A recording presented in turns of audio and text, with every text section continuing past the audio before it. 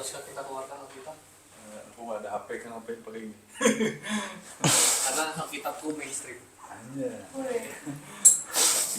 Keren kan? Dapat hadiah dari gereja lama. Kayak buat ibu-ibu tuh dia. Iya, dan dikasih. Emang covernya gitu. Iya, justru ini mengajarkan aku tau nggak? Cover ini, jikalau Tuhan menjaga bunga-bunga di taman, hidup terjaga. Keren. Kita covernya tuh shadow sih. Baik. Limited edition, Pernikahan. Roy. Limited edition. Tetap eksklusif. Kita Eksklusif, only for marriage. Eksklusif sudah lihat 260.000 nah. berapa? 260. Harganya? Itu udah mahal nggak? Nggak pakai cover mah 70.000 80. Sih ganti aja sih ini sih. Iya sih takut rubuh. Aman. Enggak takut rubuh sih kursinya. Tuh. Nggak apa-apa ih. Broken. Apa-apa aja Nggak nah. apa-apa dah. Oke, silakan Ki. Dari mulai. Oh, udah tadi. Oke, shalom semuanya. Shalom. Perkenalkan nama saya Ricky, mungkin ada yang belum tahu. Jadi hari ini kita akan PA dan akan membahas yaitu doktrin Allah. Jadi akan membahas siapa itu Allah, mengapa memakai nama Allah, lalu Tritunggal, dan mengapa percaya Allah itu masuk akal. Jadi yang pertama yang akan dibahas adalah mengenai, sebelumnya dasar dan tujuannya dulu. Kenapa sih kita harus mengenal Allah? Kenapa kita harus mengenal apa yang kita percayai? Yaitu dasarnya diambil dari Matius 22 ayat 37.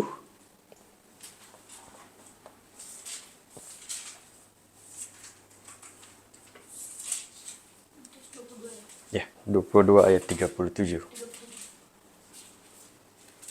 22 ayat 37. Boleh minta tolong bacain? Matius 22 ayat 37. Jawab Yesus kepadanya, kasihilah Tuhan Allahmu dengan segenap hatimu, dengan segenap jiwamu, dan dengan segenap akal budimu.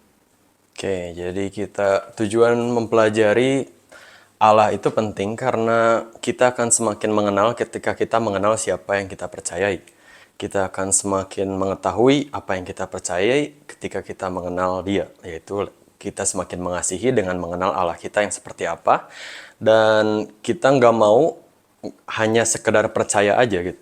Nggak hanya sekedar percaya, tapi yang tadi dikatakan bahwa dengan segenap hatimu, dengan segenap jiwamu, dan dengan segenap akal budimu. Akal budi itu bicara soal bagaimana nanti kita melogikakan Allah. Melogikakan, kita mengerti secara intelektual juga. Nggak hanya bicara soal iman doang, saya percaya doang, ya sisanya ya udahlah gimana nanti. Yang penting saya percaya sama Allah, bukan. Tapi kita ingin sama-sama mempercayai dengan mengerti dan percaya juga. Oke. Jadi yang pertama yang mau dibahas adalah mengapa menggunakan nama Allah. Mengapa menggunakan nama Allah? Kalau di PL itu sering dikatakan Perjanjian Lama. Oke.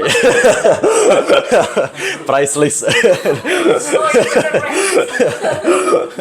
Jadi PL itu Perjanjian Lama, PB itu Perjanjian Baru. Baik. Oke. Kita singkirkan dulu dunia bisnis Ya. Nah, di PL biasanya Allah itu ditulisnya ada yang Allah biasa, ada yang Tuhannya itu gede banget semua. Tuhan Oke. atau Allahnya besar semua. Itu penulisannya Ya, ya. penulisan di Perjanjian Lama itu ada agak beda, sedangkan di PB tulisannya cuman Allah aja atau Tuhan aja. Nah, mengapa beda? Karena beda adalah terjemahannya gitu. Kalau kita lihat dari Kejadian pertama ayat 1, dikatakan pada mulanya Allah. Allahnya itu Allah yang ini. Kalau diartikan itu Elohim. Elohim dalam bahasa Ibrani. Lalu sedangkan yang ini, yang huruf besar semua, itu diartikan sebagai YHWH atau Yahweh. Padahal ya sebenarnya artinya sama aja, yaitu Allah dan Allah. Hanya saja pada waktu itu ya dalam bahasa Ibrani ya. Dalam bahasa Ibrani itu disebutnya Elohim, disebut sebagai YHWH juga. Nama ini diperkenalkan pertama kali yaitu ketika Allah menampakkan dirinya kepada Musa di Gunung Sinai, di mana dia mengatakan aku adalah aku. Aku adalah aku itu dalam bahasa Ibrani terdiri dari 4 huruf, yaitu ini. YHWH. Itu dan Jadi aku adalah aku sama dengan YHWH. ya, kalau dalam bahasa Ibraninya diterjemahinnya kayak gitu. Jadi ya bukan aku adalah aku karena kan kayak nggak menjawab juga ya. Jadi lebih ke Yahweh juga diterjemahinnya salah satunya. Sebenarnya pertanyaan Musa itu bukan siapa katanya, tapi bagaimana. Bagaimanakah aku harus menyebut engkau? Kalau dalam bahasa aslinya seperti itu. Jadi Musa itu bertanya, ya gimana cara nyebut engkau teh harus seperti apa gitu. Nah Tuhan memberikan seperti ini. YHWH, aku adalah aku. Gitu, Yahweh. Oke. Lalu selanjutnya, kalau yang perjanjian baru, itu Allah atau Tuhan, itu sama aja diartiin sebagai kurios. Nah bedanya, ini bahasa Yunani, ini bahasa Ibrani. Jadi kenapa waktu di perjanjian baru mengalami perubahan sebagai kurios dan perbedaan kalau kita lihat di Alkitab kita dalam perjanjian baru dan perjanjian lama itu agak beda. Ada yang Tuhannya seperti ini, tapi di perjanjian baru itu nggak ada yang kayak gini. Tapi seperti ini semua. Kenapa? Karena waktu itu Alkitab diterjemahkan di zaman sebelum Yesus lahir, sudah diterjemahkan dari bahasa Ibrani menjadi bahasa Yunani yang dikenal sebagai Septuaginta. Septuaginta, dan ini adalah Alkitab yang dipakai Tuhan Yesus. Jadi Tuhan Yesus membaca Alkitab itu memakai Alkitab ini. Apa buktinya? Nanti akan kita bahas buktinya. Tapi sebelumnya nama Allah sendiri adalah menyatakan ya Tuhan. Tuhan atau yang Maha Esa.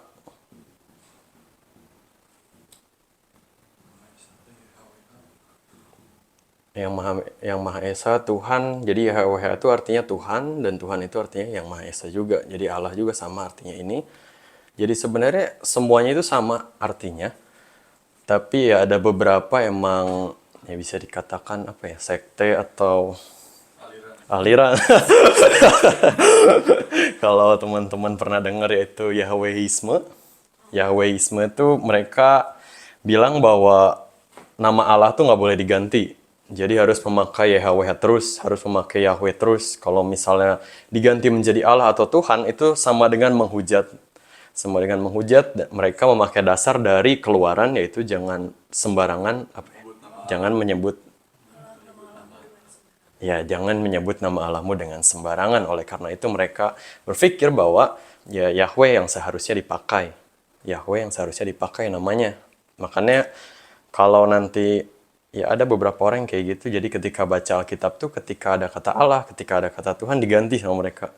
Jadi Yahweh itu. Tapi Alkitab mereka emang tulisannya Enggak, Alkitabnya tetap pakai yang ini. Tetap pakai Alkitab yang sama, tapi diganti nama kata Tuhan dan Allahnya, mereka bakal nyebut Yahweh. Bahkan mungkin lagunya atau ya apapun itu gitu. Itu. Jadi sebenarnya ya kita nggak mempermasalahkan, Allah sendiri nggak mempermasalahkan kita mau manggil dengan Yahweh atau Allah atau Tuhan. Kan kita sering juga bahkan Tuhan sendiri yang mengizinkan kita untuk berdoa menyebut sebagai Bapa gitu kan. Doa Bapa kami. Jadi ungkapannya itu sama aja, bebas. Dan yang jadi masalah itu ketika yang tadi Yahwehisme itu menyatakan bahwa kita adalah salah. Menyatakan bahwa ini sebenarnya menghujat Tuhan gitu. Harusnya memakai Yahweh aja. Padahal sebenarnya ya Allah Allah nggak keberatan, dan Allah tidak terikat pada nama apapun yang disematkannya. Jadi nama itu bukan bicara soal nama doang, tapi bicara soal pribadinya. Di mana waktu itu budaya Alkitab pada zaman dahulu, setiap nama itu kan memiliki makna ya. Setiap nama memiliki makna, dan yang maknanya ini sendiri. Lalu nama itu dahulu di zaman Alkitab seringkali diterjemahkan.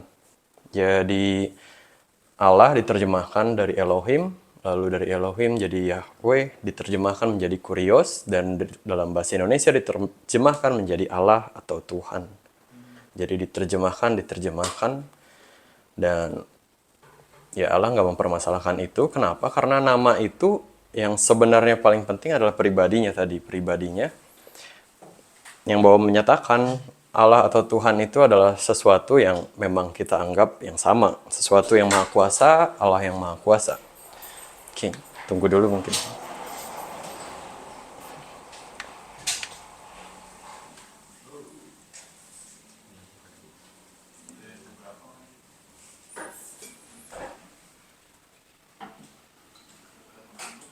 Kalau Yahweh sama Yehova itu sama atau beda? Sama. Cuman lebih biar mudah aja sebutannya.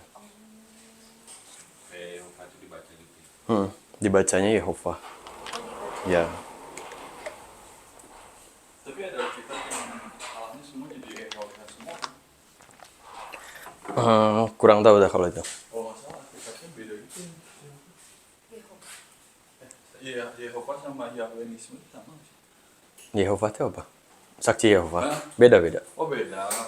Kalau Saksi Yehova itu bisa dibilang bidat lah. Karena kemarin baru belajar. Bidat itu sesat. Jadi bisa dibilang ajaran sesat. Bidat. Apa bidat? Oke. Terlalu nyaman duduk di sini. Merasa bersandar nih. Masih kan? Iya, masalahnya itu. Enggak. jadinya Pas itu ini nggak membuat gue buka matanya nggak bisa besar. Jadi gue kayak harus setengah buka doang ya. kemarin nggak ada. Ada. Tapi nggak apa. Kenapa? Mau dipasang terus. Gak kelihatan. Nggak pokoknya mainkan aja. Oh iya. Soalnya lumayan ini kan kalau ada depan oke gitu kan. Kalau dari samping kayaknya single. Dari samping kelihatan. Dari Yang atas nggak terlalu yang ada lampunya. Iya. Oh iya. Masih kebaca sih. Tapi masih kebaca. Itu ya. Garis. Haru nggak sih? Nggak. Tersedia di depan Ivana dan Debbie. Silakan terus. Septuaginta. Kita baru mulai aja. Di depan aja sampai menunjuk. Ini buku enak. Oh sakit. itu dia itu ada di belakang.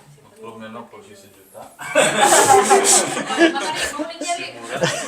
Kita nyari-nyari ya. Lanjut aja. Oke. Tadi Septuaginta itu apa? Septuaginta itu Alkitab terjemahan bahasa Yunani. Oh. Dari bahasa Ibrani ke Yunani, Oh, namanya itu itu. Septuaginta. Oh. Itu ya bukan perjanjian lama. Perjanjian lama aja ya? Oke. Oh yang di Karena waktu itu belum ada perjanjian baru kan.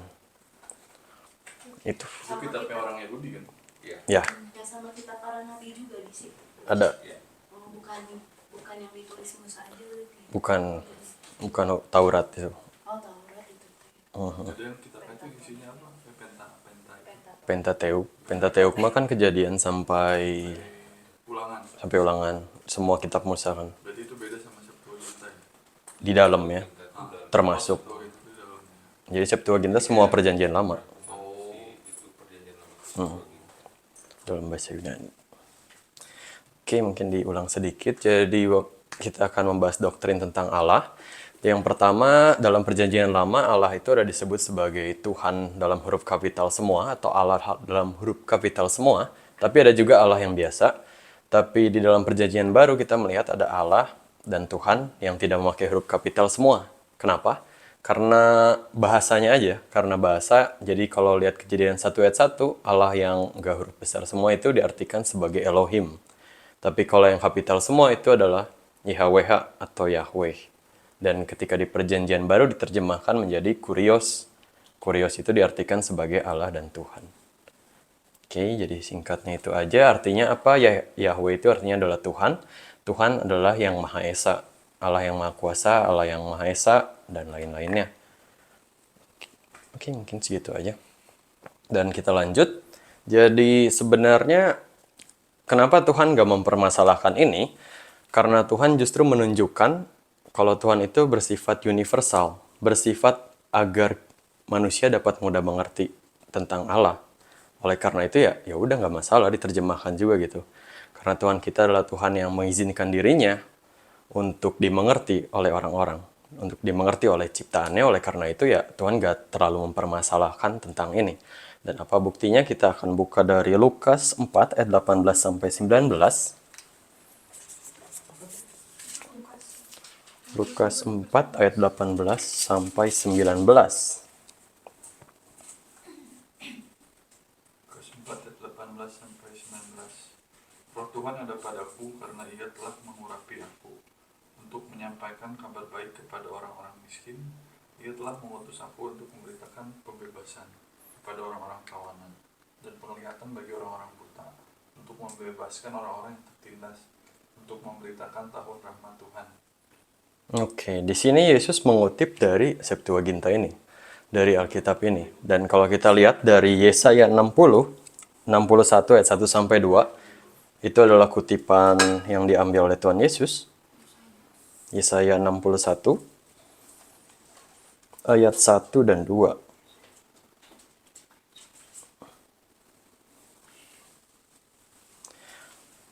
Akan saya bacakan. Roh Tuhan Allah ada padaku, oleh karena Tuhan telah mengurapi aku. Ia telah mengutus aku untuk menyampaikan kabar baik kepada orang-orang sengsara dan merawat orang-orang yang remuk hati, untuk memberitakan pembebasan kepada orang-orang tawanan dan kepada orang-orang yang terkurung dari penjara.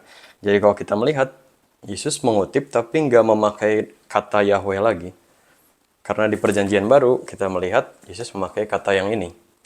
Artinya bahwa Yesus memakai Septuaginta dan itu tidak dipermasalahkan oleh Yesus.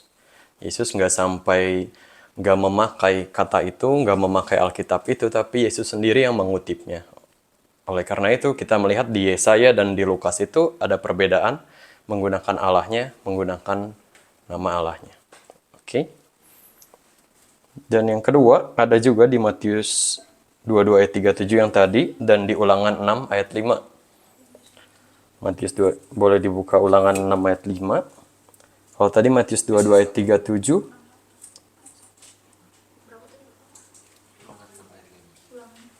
Ulangan 6 ayat 5.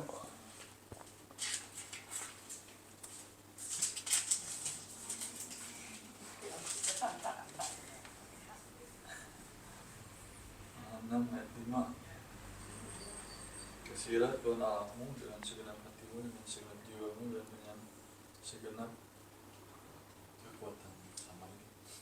Oh, ada yang beda? Sama ya? Nah itu, bedanya yaitu Tuhan dan Allahnya. Bukan TB2. Oh, beda. Oh, beda-beda. Oh, beda ya? Coba ya. Segenap hatimu, segenap jiwa, akal budi. Oh, ini kekuatan ya? Kekuatan aja. Kekuatan. Atau kekuatan di Ulangan. Ulangan kekuatan. Oh, emang kekuatan. Tuhan, terus Allah. Ya. Nah, itu perbedaannya dilihat juga dari sini bahwa kasihilah Tuhan itu Tuhannya huruf kapital semua, tapi di Matius dikatakan Tuhannya itu yang ini, yaitu kurios dari bahasa Yunani, yang artinya adalah Tuhan. Dan sebenarnya nama apapun yang dipakai itu nggak terlalu mempermasalahkan, tapi yang penting adalah konsep kita tentang Tuhan. Konsep kita tentang Tuhan itu seperti apa sih? Ya, kita memakai nama Allah, ya bisa dikatakan bahwa yang sebelah juga memakai kata yang sama gitu. Lalu, apa yang membedakannya gitu? Apakah Allah kita sama, hanya beda penyebutan? Tapi nanti kita akan belajar. Jadi berikutnya.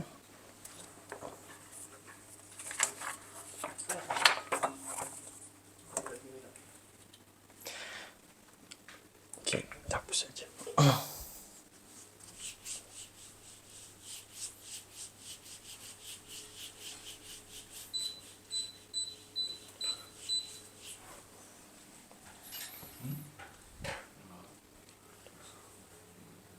Aman tuh.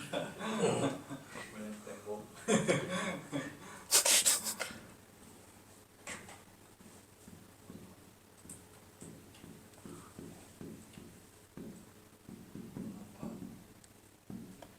Jadi hari ini akan dibagi menjadi 3 poin aja.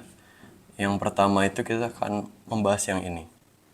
Mengapa percaya Allah itu masuk akal? Akal itu Allah. Oh ya Allah, salah tulis. Gugup. Iya ada Ko Ivano. Nggak apa sih nggak ada Ivano. Jadi jadi takut. Mengapa percaya Allah itu masuk akal? Boleh coba teman-teman pikirin. Mengapa percaya Allah itu masuk akal? Di luar daripada iman, di luar daripada Alkitab. Kalau misalnya nggak bicara soal percaya, nggak bicara soal iman, gimana cara kita percaya sama Allah itu? Kayaknya boleh minta Cisil dulu mungkin. Oh iya, gak mungkin ada segala sesuatu tanpa ada yang mintain. Oke. Koiri? Hukum moral. Oke, itu dari Mere Christianity. Alam. Ko Indra? Itu dari pemikiran manusia sendiri, karena apa, semua itu nggak mungkin terjadi begitu aja, pasti ada yang menciptakan. Jadi percaya akan ada yang menciptakan itu masuk akal. Oh, oke. Ko Ivano? Karena ada sesuatu yang harus disembah. Oke. Kalau ada kuasa yang lebih besar daripada manusia. Oke. Jack? Karena kita punya kayak empati dan kasih, dan kayak gimana itu berasal kalau contohnya kita tidak merasakannya juga. Oke. Si Debbie?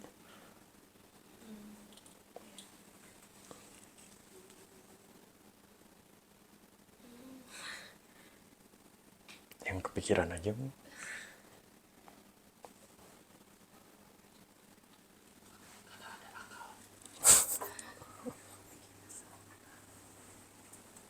Karena kita percaya ada Allah. Oke. Oke. Jadi percaya dan iman tuh bukan berarti nggak penting, tapi emang itu sangat penting. Jadi percaya dan iman sangat penting, tapi kita ingin sama-sama belajar untuk melogikakan gitu. Apakah bagaimana caranya agar masuk akal gitu, percaya sama Allah tuh nggak bicara soal tentang Alkitab aja, nggak bicara soal tentang iman kita aja, tapi bagaimana kita percaya ada Allah di luar Alkitab. Jadi yang pertama, yang tadi Cisil dan Ko Indra sebutin ya, itu dari sisi kosmologis. Lalu yang kedua ada teleologis. Teleologis. Kok bisa? Teleologis. Bener ya. Dan hukum moral yang tadi disebutin Ko Eri. Nah, kosmologis itu apa? Kosmologis itu mudahnya adalah asal-usul.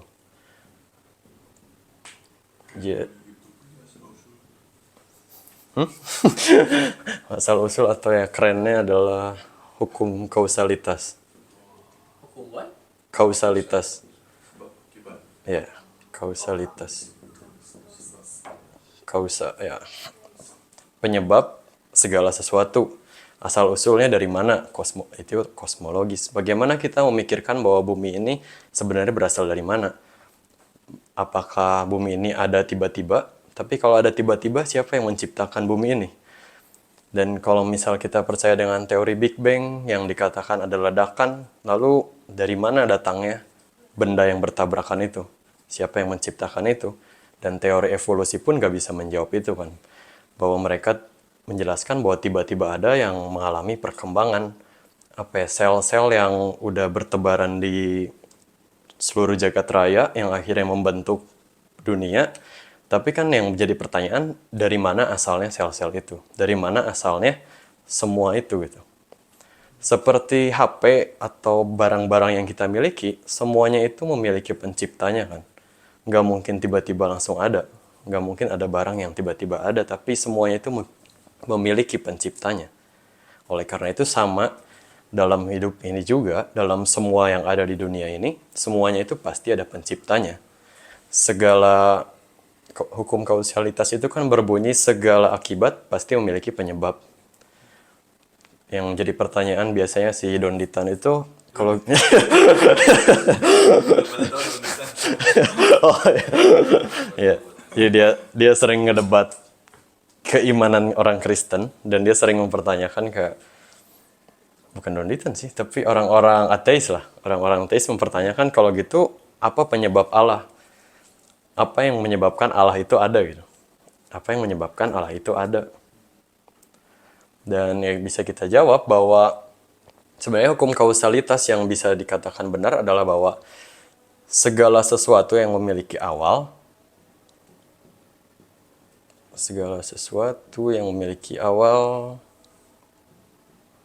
pasti memiliki penyebab. Tapi karena Allah itu adalah awal itu sendiri, ya Allah nggak perlu ada penyebabnya. Allah udah ada sejak dulu. Sejak dikatakan di Kejadian 1 ayat 1, pada mulanya Allah berfirman. Berarti Allah sudah ada sebelum pada mulanya itu. Allah udah ada, ya karena itu Allah mungkin untuk menciptakan. Gak ada penyebab yang menyebabkan Allah ada. Oke, jadi yang pertama adalah itu kosmologis, yaitu bicara soal asal-usul, bicara soal penciptaan dan lainnya. Dan teleologis adalah tujuan akhir dari sesuatu. Kalau misal kita nggak punya makna di kehidupan ini, kalau misal kita cuma mencari ya hidup itu seperti siklus, yaitu kuliah, terus kerja, terus nikah, lalu mati, dan lain-lain ya kan. Orang bicara soal gitu. Kalau gitu ya kenapa kita masih hidup? Bukankah lebih baik kita mati lebih cepat gitu daripada iya.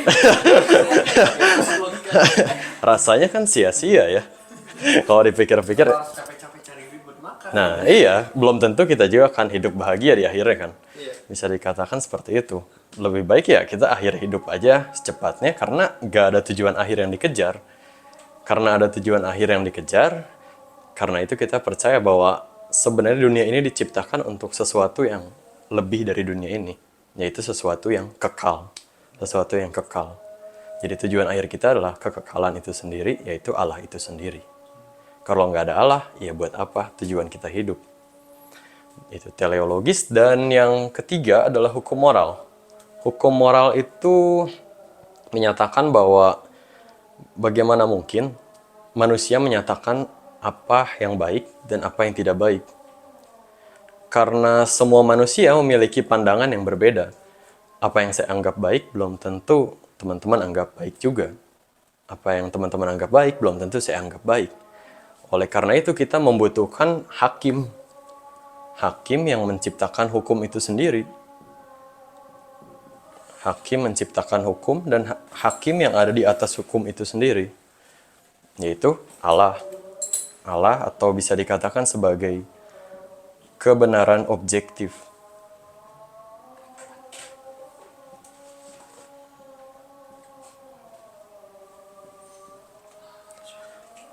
Kebenaran objektif yang artinya bahwa ada satu hukum yang bisa menyatakan kita salah atau kita benar. Ada satu objek yang menyatakan bahwa sebenarnya apa yang kita lakukan itu benar atau salah. Jadi itu bagaimana kita mempercayai Allah agar masuk akal. Ada tiga ini. Yang pertama adalah kosmologis atau asal-usul, yaitu segala sesuatu memiliki penyebab. Segala sesuatu yang memiliki awal pasti memiliki penyebab. Dan yang kedua adalah teleologis, yaitu tujuan akhir dari dunia ini sendiri. Yang ketiga hukum moral. Hukum moral agar menyatakan siapa yang benar atau siapa yang salah. Karena tadi Ko Ivano nyebutin juga ya, jadi ditambahin aja. Adanya keinginan spiritualitas. Keinginan spiritualitas yang dimiliki sejak zaman dahulu oleh orang-orang peradaban yang kita tahu bahwa banyak orang yang membuat agama, banyak orang yang membuat ya itulah penyembahan-penyembahan, lalu patung-patung. Karena apa? Karena ada rasanya kehausan untuk menyembah sesuatu. Adanya rasa untuk ingin dipenuhi oleh sesuatu yang lebih besar daripada manusia itu sendiri. Oleh karena itu, spiritualitas ini akan masuk akal ketika kita memiliki pengertian bahwa Allah itu ada. Oke, mungkin sampai sini ada pertanyaan mungkin dari teman-teman atau yang belum jelas.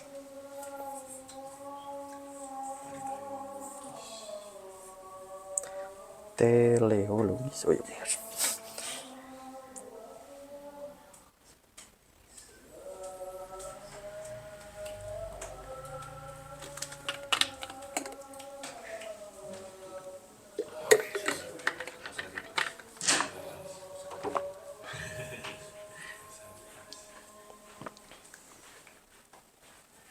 Ada pertanyaan?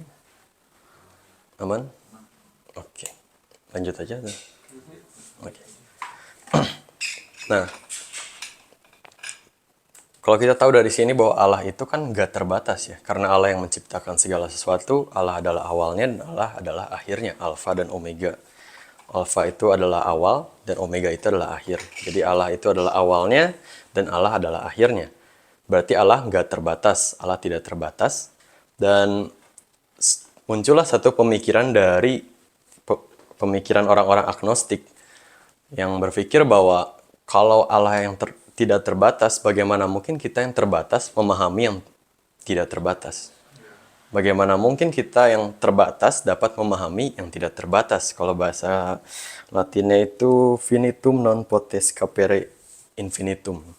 Finitum itu adalah yang terbatas, karena yang terbatas tidak dapat memahami yang terbatas. Yang terbatas tidak dapat memahami yang tidak terbatas. Lalu bagaimana mungkin kita memahami Allah yang tidak terbatas itu? Karena kita adalah ciptaannya, kita itu terbatas. Hal itu mungkin karena Allah sendiri yang membuka jalan kepada kita. Jadi Allah yang tidak terbatas itu mengizinkan dirinya untuk dimengerti oleh kita. Tapi hal ini nggak mungkin terjadi dari bawah ke atas. Tapi hanya karena oleh Allah saja yang mengizinkan hal itu terjadi, maka kita dapat bisa mengerti Allah. Kita dapat mengerti Allah, tapi memang gak secara sempurna, kita hanya bisa memahaminya sedikit tentang Allah. Memahami sedikit. Jika kita hanya kalau dalam teologi reform dikatakan bahwa gak mungkin manusia dapat memperoleh pengenalan yang lengkap, menyeluruh dan sempurna tentang dia. Bahwa nggak mungkin kita memperoleh pengetahuan yang lengkap, menyeluruh dan sempurna tentang dia. Tapi kita hanya bisa memperoleh sedikit. Karena yang pertama Allah mengizinkan dirinya untuk dikenalkan kepada manusia. Dan yang kedua adalah manusia diciptakan segambar dan serupa. Karena manusia diciptakan segambar dan serupa, oleh karena itu mungkin sekali manusia dapat mengenal Allah. Gambar dan serupa. Oke.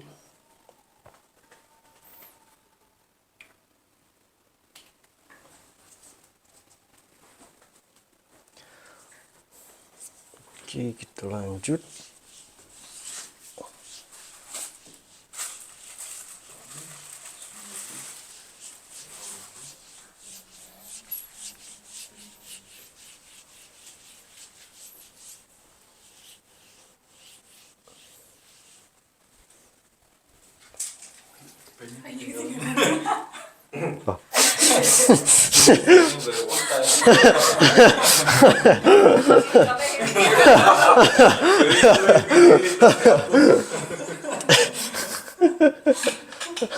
Maklumnya anak ya.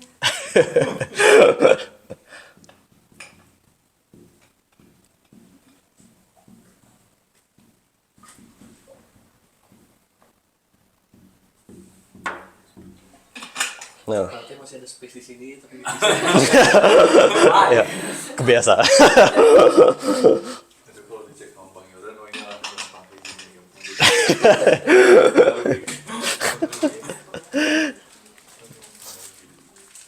Nah, jadi poin kedua yang disampaikan adalah ini. Allah seperti apa yang kita kenal? Allah seperti apa sih yang kita kenal? Jadi ini ada ayatnya di Efesus 4, ayat 6.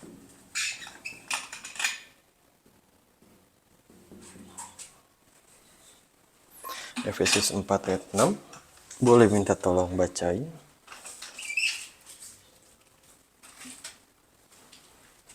apa tadi? Efesus 4 6. Satu Allah dan Bapa dari semua. Allah yang di atas semua dan oleh semua dan di dalam semua. That's a lot of dan di. Oke, thank you. Satu Allah dan Bapa dari semua, Allah yang di atas semua. Allah yang di atas semua Di atas semua, di dalam semua,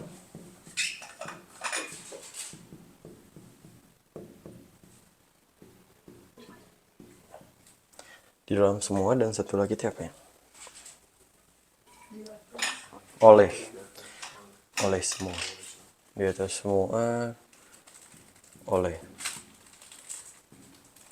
Allah yang di atas semua dan Allah di dalam semua. Jadi Allah yang kita kenal adalah Allah yang seperti ini, Allah yang di atas semua dan oleh semua. Oleh itu berarti menyebabkan, Allah yang menyebabkan semuanya.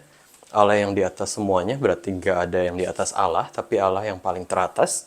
Dan Allah yang ada di dalam semua, yaitu Allah yang bekerja dalam setiap apa yang kita lakukan, Allah yang berkarya dalam apa yang kita rasakan, apa yang kita miliki, itu semua karena Allah. Dan Allah yang ada di atas semuanya, Allah yang di atas segalanya. Kalau misalnya kita menggunakan bahasanya itu sering dikenal sebagai transenden dan imanen. Nah, ini no artinya dia main operation kan. Dan Allah yang imanen. Kalau doa. Ya biar Allah di atas semua, oleh semua, yaitu Allah yang transenden. Kan Allah yang transenden itu berarti Allah yang melampaui alam semesta ini. Allah yang melampaui alam semesta berarti Allah sendiri yang menciptakan alam semesta itu. Allah yang menciptakan alam semesta, dan karena dia melampaui berarti dia tidak terbatas. Berarti dia nggak terbatas, dia nggak diikat oleh waktu dan ruang. Jadi Allah yang transenden adalah Allah yang tidak terbatas, Allah yang tidak terikat oleh waktu, Allah yang tidak terikat oleh ruang, yang artinya bisa dikatakan sebagai kekal. Jadi waktu Allah nggak sama seperti kita. Waktu Allah itu bisa, dia ada di zaman sekarang, dia juga ada di zaman yang akan datang nanti. Karena itu adalah kekal. Allah yang tidak terikat oleh waktu. Jadi Allah yang kekal, Allah yang maha hadir juga bisa dikatakan seperti itu. Allah yang transenden. Penyebab segala sesuatu yang tadi kita bahas, penyebab segala sesuatu. Lalu Allah yang imanen itu Allah yang seperti apa? Allah yang imanen itu adalah Allah yang ada dekat dengan kita. Allah yang ada di dalam diri kita. Allah yang selalu ada beserta bersama kita, dan Allah yang selalu berkarya dalam diri kita. Penyebab segala sesuatu dalam diri kita. Oleh karena itu Allah di dalam semua. Kalau yang kita tahu sekarang di dalam diri kita ada Roh Kudus kan. Roh Kudus yang ada di dalam setiap masing-masing kita. Oleh karena itu Allah di dalam semua, Allah yang imanen. Jadi kalau misalnya kita memahami Allah, nggak mungkin cuma salah satunya aja. Tapi keduanya. Nah, orang-orang yang ateis atau orang-orang sains percaya Allah yang transenden aja, bukan Allah yang imanen. Karena mereka percaya bahwa Allah itu udah cukup membuat bumi, ya udah, dan sisanya terserah manusia mau kayak gimana. Allah yang cuman membuat bumi, Allah yang menciptakan alam semesta, lalu mengatur segalanya dan udah selesai. Tapi sebenarnya yang menjadi perdebatan juga bahwa kalau begitu ya sampai sekarang siapa yang mengatur alam semesta itu gitu kan. Kalau waktu itu Young Sheldon, pernah dengar Young Sheldon? Iya. Ya. Yang Sheldon aja mengakui, walaupun dia ateis gitu kan, tapi dia mengakui bahwa di alam semesta ini ada sesuatu yang mengaturnya sehingga menciptakan keseimbangan. Kalau misalnya hukum gravitasi itu kelebihan atau kekurangan sedikit aja, semuanya itu akan kacau. Yang artinya bahwa Allah berkarya sampai sekarang dong. Nggak mungkin Allah cuma berkarya ketika penciptaan, tapi Allah berkarya sampai sekarang, yaitu Allah yang imanen.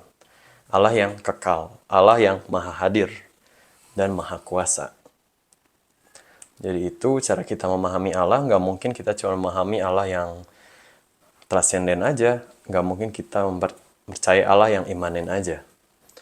Dan kalau misalnya pakai kalimat waktu itu Bang Yordan bilang bahwa Allah yang ada di sini adalah Allah yang menciptakan alam semesta juga. Jadi Allah yang hadir di dalam kita adalah Allah yang menciptakan segalanya. Allah yang maha kuasa juga, Allah yang melakukan mujizat-mujizat yang ada. Allah yang rela berada bersama kita adalah Allah yang seluar biasa itu juga.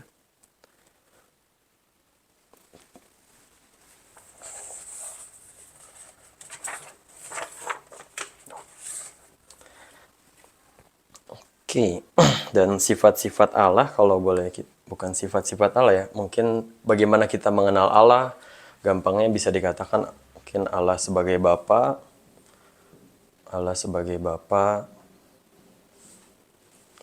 lalu Allah sebagai apa lagi? Raja. Ada lagi? Allah sebagai Bapa, Allah sebagai Raja, sebagai Juru Selamat,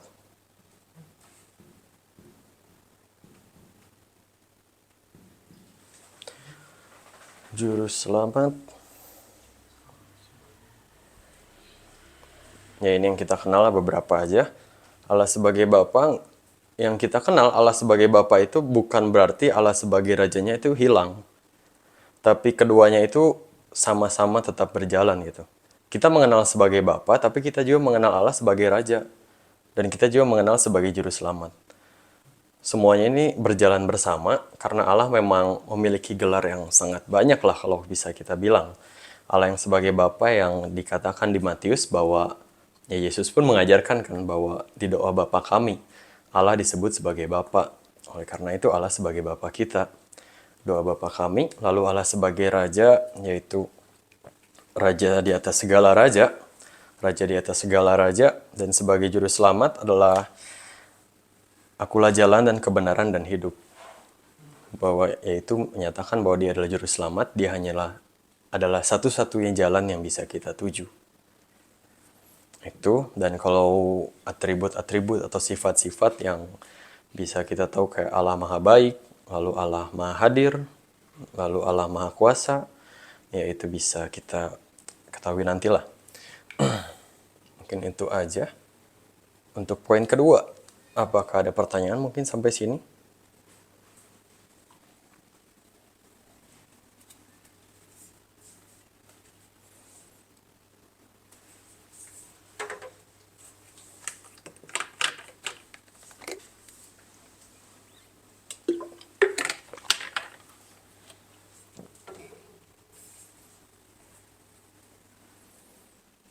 Aman?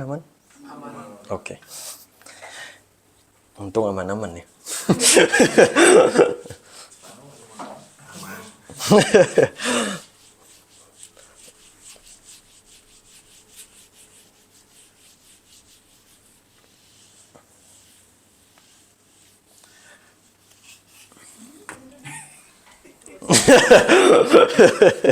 Gak kelihatan. Silau.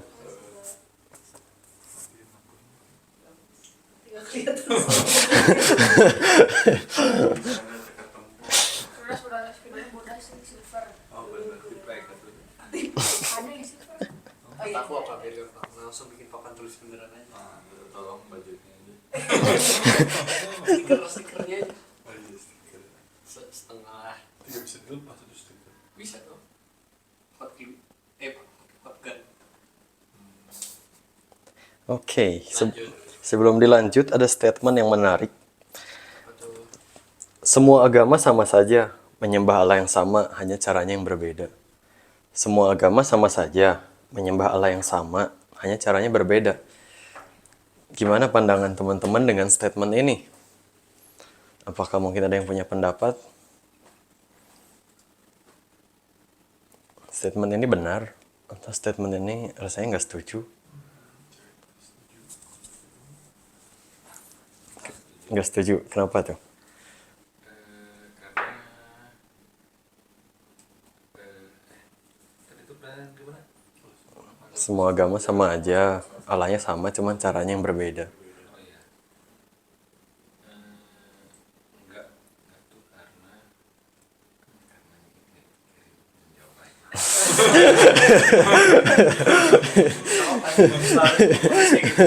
Apa-apa?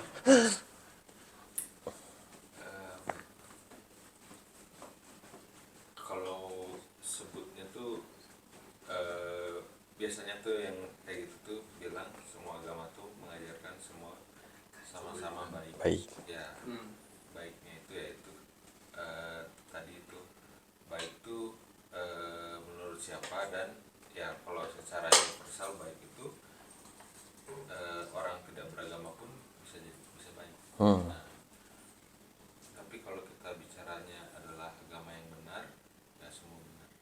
Oke. Kita bisa lihat dari sejarah kenapa agama itu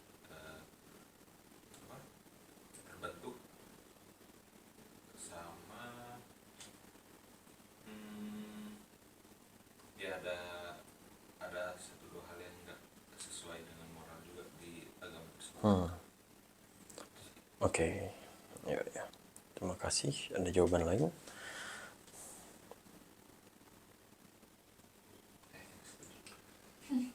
Gak setuju sih. Kenapa tuh? Karena kalau setuju, kenapa harus ada banyak agama gitu? Ya. Kayak jikalau kita menyembah Allah yang sama dengan berbeda-beda cara, kenapa harus ada pertengkaran? Ya, karena caranya beda. Iya dong, maksudnya kayak jadinya kita respect each other's differentiation, bukan fight for the difference of the God. Kan yang sekarang orang pertempurkan itu kan adalah Allah lu beda sama Allah gua gitu. Ya artinya dari awalnya udah beda statementnya harusnya. Allah kita berbeda, cara menyembahnya juga beda. Kalau kayak gitu benar. Ya gitu. Oke. Ada lagi?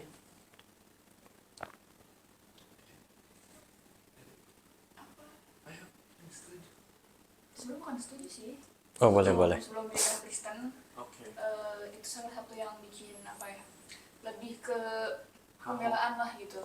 Dulu tuh aku bilang ke saudaraku, ya Tuhan mah satu, benar nggak percaya Tuhan satu kan, mau agamanya apapun Tuhan satu gitu, cuma caranya yang beda. Kalau cara kan kalau di Muslim lebih ke sholat gitu ya, itu kan perantara ya, kalau cara perantara antara kita menuju Tuhan gitu kan. Aku dulu bilang kayak gitu ke saudaraku, ya agama mah bukan agama, Tuhannya mah satu, tapi caranya aja yang beda gitu. Tapi memang kalau dibilang mengajar kebaikan, ya semua agama juga ngajarin kebaikan sih. Itu aja sih. Dan kalau yang Tuhan satu itu kan yang monoteis berarti kan, yang semuanya satu itu. Kalau kayak Ya kalau Hindu Buddha. Ya. itu Konghucu juga Tuhan beda. Ya. Pekong itu Umum bahasa orang gitu debat. Oh ya. Temannya di luhur sarwa, dan Tuhannya di luhur. Gitu. Oke, ya. Menarik.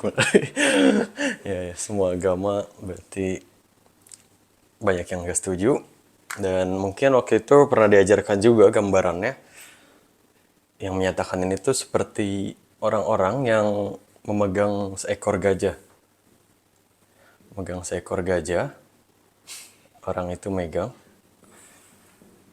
lalu orang itu megang lagi, dan ada yang megang lagi. Dan bedanya karena kita megangnya beda-beda, tapi kan sama-sama gajah. Oleh karena itu cara penyembahannya beda, cara sebutannya beda, cara apapunnya itu berbeda karena kita memegang hal yang berbeda, tapi kan tetap sama-sama satu ini.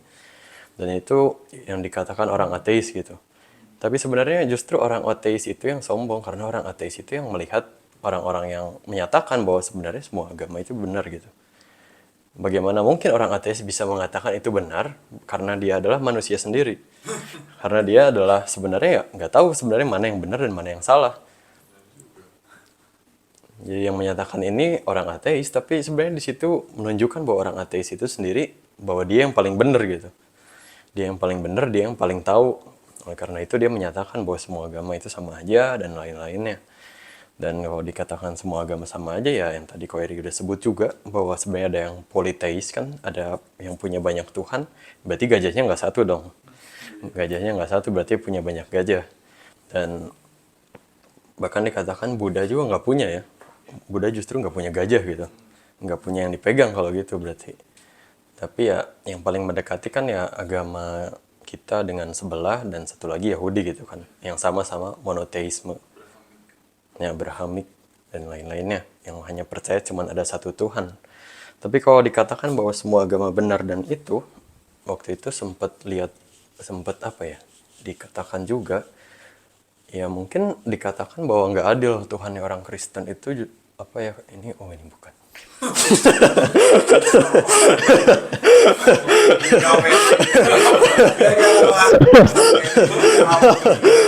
ada orang-orang Farisi kecil melihat kesalahan. Dikatakan bahwa Tuhan orang Kristen gak adil ya. Kenapa? Karena ya cuman satu-satunya jalan dan kebenaran dan hidup kan cuman Yesus Kristus. Berarti bagaimana keadaan orang-orang di luar sana gitu? Apakah nggak akan diselamatkan? Berarti kalau gitu nggak adil dong. Tapi kalau sebenarnya dilihat dari Alkitab mereka juga, mereka menyatakan hal itu yang sama gitu. Bahwa orang-orang yang di luar tidak percaya agama mereka ya akan binasa gitu. Jadi kan ya sebenarnya semua agama mengajarkan hal yang sama gitu, kayak gitu. Eksklusivitas, tapi ya kita tetap terbuka sama orang gitu. Walaupun eksklusif, kita tetap terbuka sama orang. Jadi sebenarnya satu sisi pun kita kayak orang ateis tadi, berarti mengatakan bahwa kita yang benar, menilai kita yang benar, mereka yang salah. Kita nggak menyatakan yang benar dan salah, tapi karena memang kebenarannya ini aja sih. Jadi bisa dikatakan bahwa cuma ada satu kebenaran. Jadi satu yang benar, tapi sisanya pasti salah. Jadi nggak mungkin kan semuanya benar, semuanya punya surga masing-masing gitu yang dikatakan kemarin kan, kayak ngetok pintu terus apa sih, siapa sih itu? Brian itu yang jangan bilang-bilang kalau ada surga yang sama gitu. Kayak gitu kan, bahwa ya Oh ini konteksnya itu si Brian Chilata pernah bikin konten kan.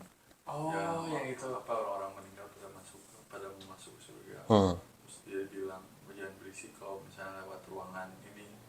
Terus terakhir orangnya nanya kenapa jangan berisik. Soalnya orang Kristen percaya cuma mereka doang yang masuk sini. ya Oh iya, tahu. ya itu kan, makanya padahal sebenarnya ya, That's pretty dark. agama yang sebelah pun mengajarkan seperti itu juga gitu, bahwa orang-orang kafir ya akan binasa juga gitu. Itu, dan kepikiran juga jadi tadi ketika ada orang-orang yang merasa bahwa orang ateis kan nggak percaya bahwa ada kehidupan setelah kematian. Kalau gitu ya pertanyaannya mereka akan kemana gitu? Kan mereka bilang bahwa mereka ya udah hanya hilang seutuhnya gitu, hilang, benar-benar hilang eksistensinya. Ngapain hidup tuh? Iya kan? Ngapain hidup tuh? Ya kalau cuma melewati suatu timeline aja. Mereka hanya ingin mencari jawaban. Jawaban teori of everything lah dikatakan. Teori yang dapat menjawab semuanya. Kayak gitu. Dan Kalau nggak kejawab, artinya judulnya berubah dong. iya makanya kan. ya itu saintis dulu kan memang tidak mengalami hal itu. Jadi rasanya kayak tidak masuk akal sih. Saintis lalu yang menjadi masalah adalah orang-orang yang nggak tahu akhir hidupnya akan seperti apa gitu. Orang-orang yang ngerasa bahwa nggak tahu sih, kalau saya mau masuk ini masuk aja, kalau jadi kayak gini aja gitu, ikut orang Kristen jadi masuk surga atau ini. Tapi kan pertanyaannya bahwa dia harus memilih kan gitu, memilih mana sebenarnya yang benar. Berarti cuma ada satu kebenaran aja kok kayak gitu, cuma ada satu kebenaran yang paling masuk akal, satu kebenaran yang menyatakan bahwa itu adalah kebenaran.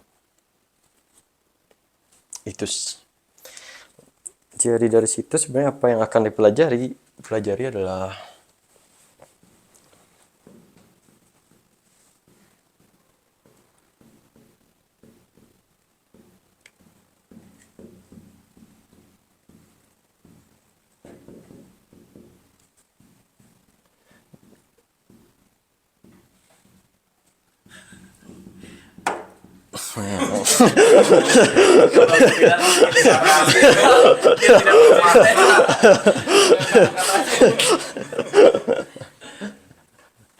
nah, apa bedanya Allah kita dengan Allah yang lainnya? Apa sih yang paling membedakan gitu? Yang paling membedakan dan yang akan kita pelajari yaitu ini. Tritunggal. Jadi ini adalah poin terakhir yang akan kita bahas, yaitu Tritunggal, atau bisa disebut juga Trinitas, ya sama aja lah. Sekolah dong. Ya. Tritunggal, Trinitas. Dan itu SKS 1. Introduction. Tritunggal. apa yang teman-teman pahami tentang konsep Allah yang Tritunggal? Boleh mungkin dikemukakan pendapat. Tritunggal, Allah Bapa, Putra, dan Roh Kudus. Ya. itu Dijabarkan. itu pertanyaannya siapa? Ini kan seperti apa sih? Seperti apa ya? Yang aku pahami Allah Tritunggal yang ada Allah Bapa, Putra, dan Roh Kudus itu adalah Allah apa ya? Allah yang sama tapi dia kayak yang pernah aku dengar di khotbah tuh ada yang fungsi bukan ya ada yang jadi bapak bukan fungsi ya jadi kayak peran gitu Peran. kayak yang dia itu bapak tapi dia juga yang menjadi Yesus dan dia juga yang sekarang menjadi Roh Kudus yang menemani kita Oke. kayak apa sih waktu itu Ya, dasar perumpamaan? pemahaman gitu kan.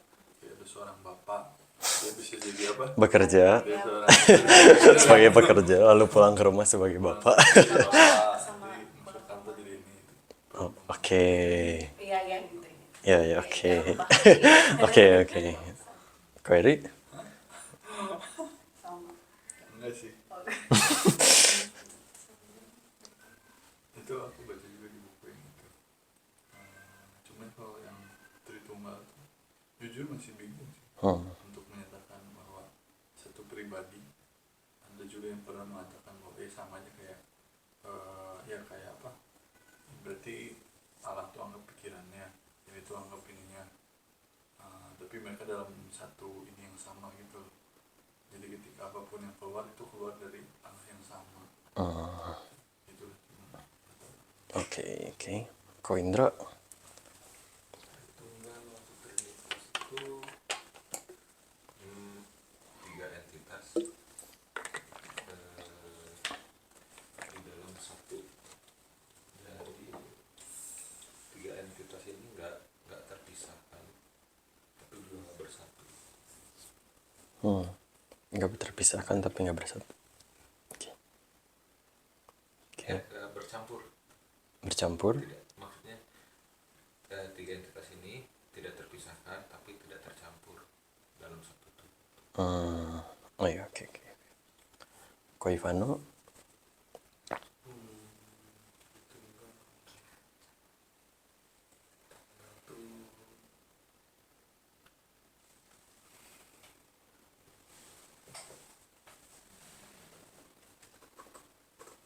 Ya apa ya, jadi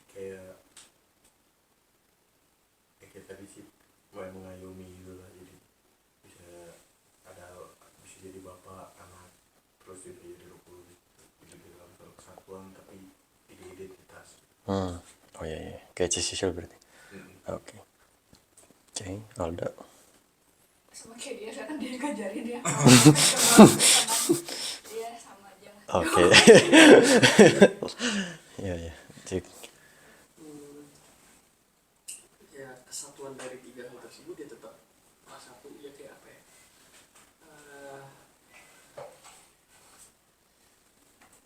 Kayak nggak tahu ya. Kalau tadi di pikiran gue Tritunggal tuh kayak roda.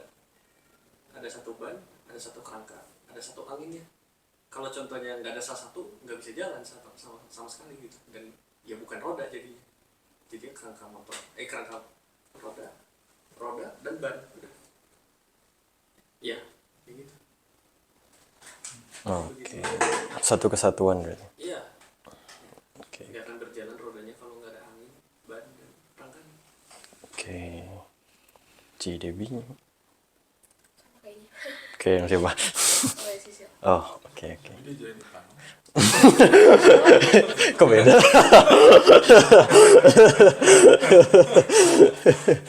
Oke. Ya. Oke, jadi aku mau bilang dulu sebenarnya konsep-konsep yang salah mengenai Tritunggal ini. Jadi yang pertama itu ada Arianisme. Arianisme ini kayaknya tapi belum valid, itu berkembang menjadi saksi Yehova. saksi Yehova. Kenapa? Karena mereka memiliki pemikiran yang sama, di mana mereka menyatakan bahwa Anak dan Roh Kudus itu ada di bawah Bapa. Jadi mereka itu Allah, tapi nggak setara dengan Bapa gitu. Mereka itu Tuhan, tapi nggak setara dengan Bapa. Kenapa dikatakan kalau tadi belajar juga bahwa anak itu adalah ciptaan dari Bapa gitu. Anak adalah sebuah ciptaan, oleh karena itu ciptaan kan nggak mungkin setara dengan penciptanya. Yang akhirnya menyebutkan bahwa anak dan Roh Kudus itu ada di bawah Bapa. Arianisme ini adalah waktu di zaman 300-an ketika apa ya? Yaitu lagi banyak aliran-aliran sesat dan memperdebatkan tentang keilahian Yesus, keilahian Allah anak itu. Sedang diperdebatkan sebenarnya apakah Allah anak ini adalah Allah juga atau bukan gitu. Apakah Yesus ini hanya sekedar manusia atau bukan, dan semacamnya. Dan Arianisme adalah yang sama seperti saksi Yehova tadi, yang memikirkan bahwa Bapa ada di atas daripada Yesus dan Roh Kudus. Oke. Yang pertama itu adalah Arianisme, lalu yang kedua ada modalisme. Modal. Bukan, ya kita singkirkan dulu bisnisnya kan. Nah, modalisme kebetulan yang tadi disebutin sama teman-teman ya. Sebenarnya itu agak salah sih, karena bisa dikatakan itu seperti tri topeng. Berarti kan Allah yang berganti-ganti wujud kan. Iya, Allah harus jadi Bapa, Allah harus jadi Anak, Allah harus jadi Roh Kudus. Kenapa itu salah ya? Karena itu berarti kan pribadinya cuma satu, tapi topengnya ada 3 gitu. Makanya dikatakan sebagai tri topeng. Allah yang berpindah-pindah, Allah yang memakai topeng, yang akhirnya beda-beda gitu. Itu yang kedua, modalisme emang banyak yang memahami kayak gini juga, dan aku pun dulu memahami yang seperti ini. Karena diberikan pengajarannya seperti itu. Dan yang ketiga adalah triteisme. Triteisme itu mirip politeisme. Jadi ya ada Allah Bapa, ada Allah Anak, ada Allah Roh Kudus, tapi mereka itu berbeda gitu. Mereka sama-sama Allah, tapi mereka nggak satu. Jadi mereka itu ya kayak Zeus, terus Hades, ya Brahmana, bukan Brahma, Wisnu, sama ya itu triteisme yang menyatakan bahwa ya Allah mah ini, ada Allah ini, ada Allah ini, berbeda-beda gitu. Ini adalah konsep-konsep yang keliru ya, rasanya keliru dengan Tritunggal. Jadi tri topeng itu yang paling banyak diajarin. Ya, karena ya nggak tahu ya, rasanya emang ilustrasinya masuk akal kan. Ilustrasinya masuk akal, tapi sebenarnya kalau dipikirkan lebih dalam lagi ternyata ada kesalahan dalam ilustrasinya gitu. Dan memang nggak ada ilustrasi yang sempurna dalam mengenai Tritunggal ini gitu. Oleh karena itu memang Tritunggal harus dipahami dengan iman juga. Dipahami oleh iman, oleh karena itu ya banyak yang menolak ketritunggalan ini kan gitu. Banyak orang yang nggak bisa menerima Tritunggal ini. Karena memang dibutuhkan iman. Jadi Tritunggal itu gampangnya adalah satu esensi atau hakikat dalam 3 pribadi. Nah, kenapa yang tadi modalisme itu salah, yang Allah berpindah-berpindah? Karena mereka itu 3 pribadi. Memang 3 pribadi yang berbeda. Tapi hakikatnya sama, hakikatnya itu Allah. Jadi tetap ada Allah Bapa, Allah Anak,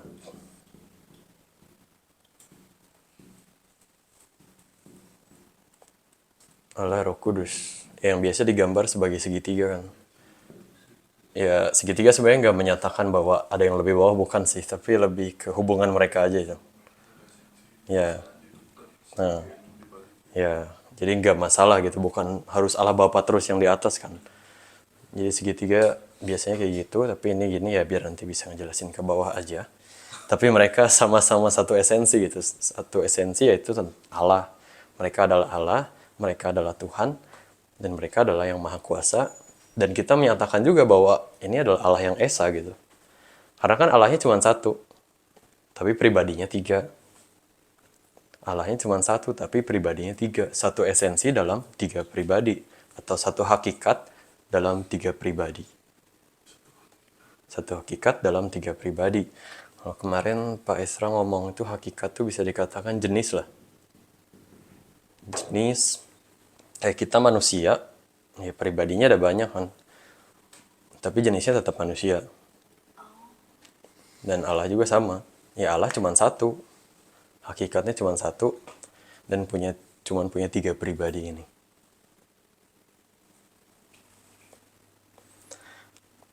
Oke, dari sini dan yang menjadi pertanyaan sebenarnya mengapa sih Allah Tritunggal ini penting? Ya apa bedanya dong kalau gitu? Ya mungkin pekerjaannya jadi bisa lebih gampang ya rasanya. Karena ada tigaan gitu. Jadi bisa ganti peran, bisa oh ini lagi capek ya udah ini aja. Nggak gitu sih. Shift-shiftan biar ganti-gantian 24 jam kan lama ya. Tapi yang menyatakan bahwa kenapa Tritunggal ini penting, justru itu yang mendasari bahwa Allah itu adalah penuh kasih. Karena mereka adalah hubungan yang saling mengasihi. Mereka hubungan yang saling mengasihi di dalam kekekalan. Jadi sebelum ciptaannya ada, mereka itu udah mengasihi gitu. Makanya sebenarnya aneh kalau yang ini bilang kan bahwa ini kan Allah yang tunggal ya. Allah yang tunggal, Allahnya cuma satu gitu. Bagaimana mungkin Allah yang tunggal itu menyatakan bahwa dia maha pengasih? Kalau dia tergantung dengan ciptaannya. Berarti sebelum ada ciptaan, dia nggak akan bisa mengasihi dong. Iya kan, dia cuma sendiri dan bahkan nggak pernah berhubungan dengan ciptaannya gitu kan dikatakan. Nggak pernah mengasihi, tapi dikatakan seperti itu, makanya agak aneh juga. Tapi karena Allah kita adalah Allah yang Tritunggal, ya itu berarti menyatakan sebenarnya dia nggak bergantung dengan ciptaannya. Bahkan kalau yang agama Hindu ya kalau nggak salah, agama Hindu itu bilang bahwa kalau ciptaannya hancur berarti ya udah mereka juga nggak ada gitu. Jadi mereka itu kayak bergantung dengan ciptaan Allahnya. Ya, kalau yang disembahnya nggak ada ya udah mereka nggak ada gitu. Tapi Allah kita nggak Allah yang seperti itu, karena Allah kita Allah yang tidak terbatas, Allah yang kekal, dan Allah yang Tritunggal. Allah yang Tritunggal menyatakan bahwa mereka sudah saling mengasihi dari dahulu. Gitu. Mereka saling mengasihi dalam kekekalannya. Oleh karena itu, manusia bisa tahu yang baik untuk orang lain. Kenapa? Karena kita diciptakan segambar dan serupa seperti ini. Karena Allah kita udah tahu cara mengasihi, kita diciptakan segambar dan serupa, ya kita tahu cara mengasihi orang gitu. Kita tahu mana yang sebenarnya jahat, mana yang sebenarnya baik. Itu. Oke. Selanjutnya akan dijelaskan mengenai tiga pribadi ini. Sebenarnya apa sih yang membedakan? Bahwa Allah Bapa itu dikatakan sebagai penyebab mutlak. Penyebab mutlak atau bisa dikatakan sebagai pemikirnya lah. Jadi segala sesuatu itu berasal dari Allah Bapa, lalu dilaksanakan oleh Allah Anak, dan lupa kalau Roh Kudus. Ya pokoknya itu dulu, penyebab mutlak, Allah Bapa itu sebagai penyebab mutlak, dan karyanya itu apa? Karyanya itu ada dalam penciptaan dan penebusan. Jadi penebusan itu memang Allah Anak yang melakukan eksekusinya gitu.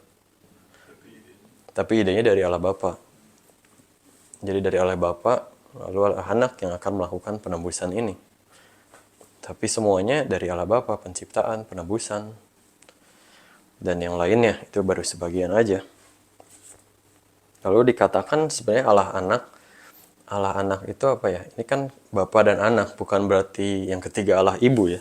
Mereka nggak menikah, tapi sebenarnya kenapa disebut sebagai Bapa dan Anak itu karena hubungan mereka aja sih.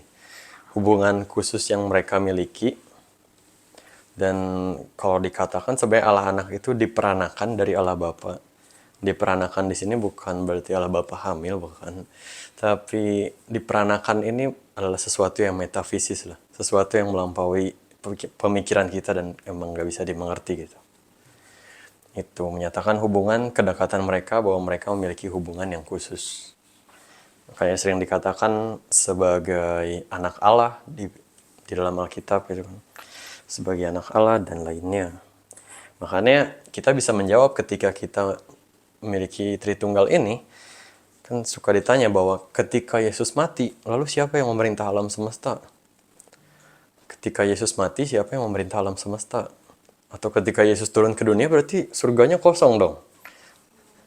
Suka ditanya seperti itu ya, nggak kosong karena ada Allah Bapa dan ada Allah Roh Kudus. Jadi walaupun Yesus yang membatasi dirinya sebagai manusia, ya berarti tetap ada Allah Bapa dan Allah Roh Kudus yang menjaga semuanya gitu, yang memerintah semuanya. Oke. Dan yang kedua itu ada di Yohanes 1.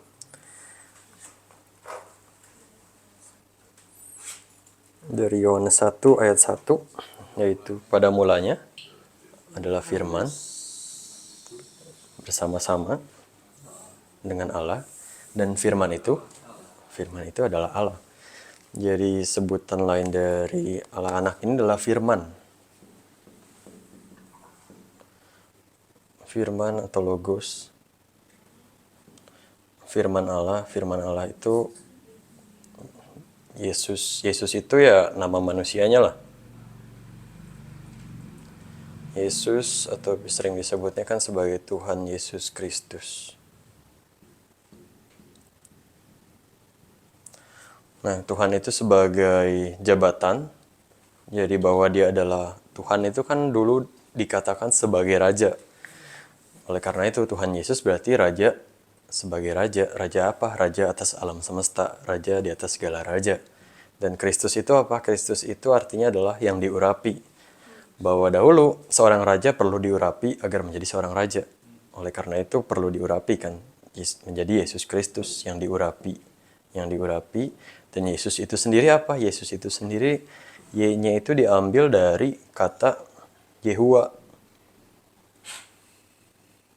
Yehua atau Yahweh. Nah, makanya kenapa kita berdoa hanya dalam nama Yesus aja, karena di dalam nama Yesus sudah ada terkandung ini sendiri. Jadi Yahweh itu mengandung ya bisa tiga-tiganya sekaligus. Ya kan, dalam nama Bapa dan Putra dan Roh Kudus, tapi kita cukup dalam nama Tuhan Yesus. Kenapa ya? Karena dalam nama Tuhan Yesus itu sendiri udah ada terkandung ini. Artinya nama Tuhan Yesus adalah Yahweh yang menyelamatkan. Yesua lah kalau dalam bahasa Yunaninya. Tuhan Yesus Kristus. Oke, pada mulanya adalah firman, dan firman itu menjadi manusia, yang menyatakan bahwa Yesus menjadi manusia.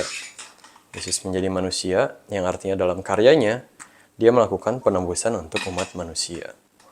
Dia melakukan eksekusi dari rencana Allah Bapa untuk mati di kayu salib dan menyelamatkan umat manusia. Oke.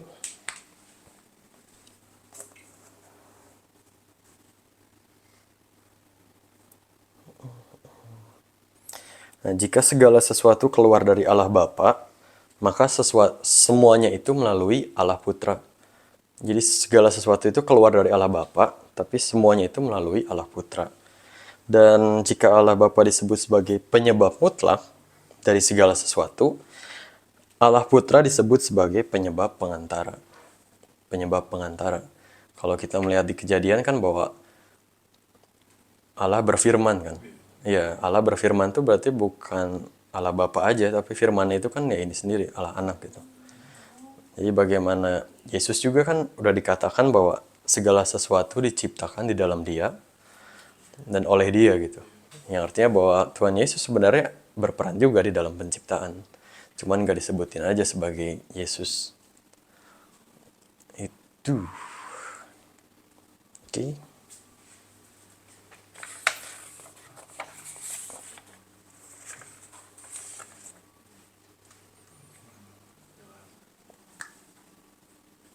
Oke, yang terakhir adalah Roh Kudus, atau dalam bahasa Yunaninya itu adalah Parakletos. Parakletos itu artinya adalah penghibur atau penolong. Nah, yang ramainya di sini adalah ada yang mengklaim bahwa ini tuh sebenarnya adalah ini.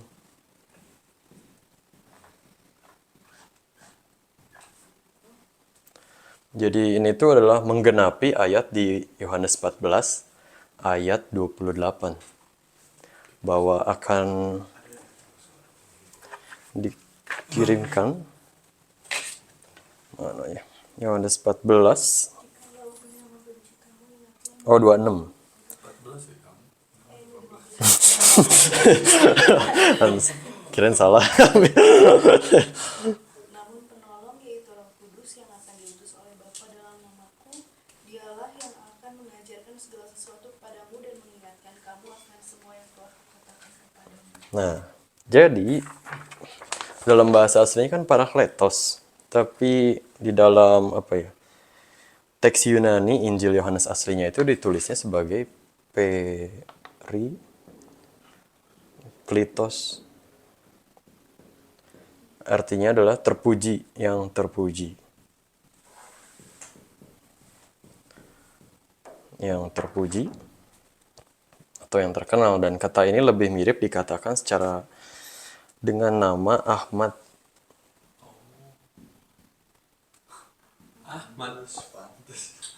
Ahmad dari sini kan. Familiar ya. Yang berarti terpuji. Yang berarti yang terpuji.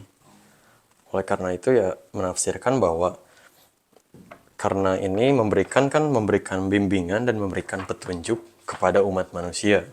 Oleh karena itu ya dikatakan sebagai penggenapan dari ayat Yohanes ini.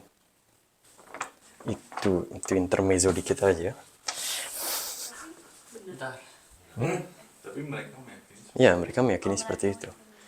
Dan meyakini bahwa ini adalah penggenapan gitu. Dan sebenarnya banyak ayat Alkitab yang bersinggungan dengan ini gitu. Kayak siapa ya? Yang anaknya Abraham, Ismail, dari keturunanmu akan lahir seorang yang apalah gitu. Itu ini dan lainnya. Mulai ngefek. Everything is so slow and sleepy now. Nggak apa-apa, ini udah terakhir dah. Oh, yang terakhir. Udah terakhir. Aku akan memproseskan otak. Terakhir adalah sebuah penghiburan. Nah, Roh Kudus kenapa dikatakan Allah, bahwa Roh Kudus juga sudah ada sejak awal gitu kan. Sejak awal dan akhir. Di mana di penciptaan, di Kejadian 1 dikatakan bahwa Roh Allah melayang-layang. Roh Allah melayang-layang yaitu Roh Kudus gitu. Itu Roh Kudus yang melayang-layang di atas bumi. Untuk apa melayang-layang? Untuk mempersiapkan kehidupan yang akan diberikan. Jadi Roh Kudus itu dikatakan dalam karyanya itu adalah yang menghasilkan hidup. Keberadaan berasal dari Bapa, pemikiran melalui Putra, hidup diperantai oleh Roh Kudus. Jadi hidup disambungkan oleh Roh Kudus lah. Diberikan oleh Roh Kudus gitu. Jadi sebenarnya dalam semua karya juga mereka itu sama-sama bekerja. Cuman ada satu yang ya ini lebih ini gitu. Tadi alam Bapa tadi apa? Kan Yesus dulu. Penyebab mutlak. Bukan tadi. Oh. Keberadaan berasal. Oh, Keberadaan berasal dari Bapa. So, Nah, kalau dari buku sebenarnya ada yang menarik, tapi aku belum terlalu mendalami. Dikit aja dikatakan bahwa Allah Bapa itu kan yang memperanakan Allah Anak. Nah, Allah Roh Kudus itu diinspirasi oleh Allah Anak dan Allah Bapa. Dengan cara yang, ya, I don't know. Makanya barulah keluar Roh Kudus dari Allah Anak dan Allah Bapa. Sedangkan Allah Anak diperanakan dari Allah Bapa.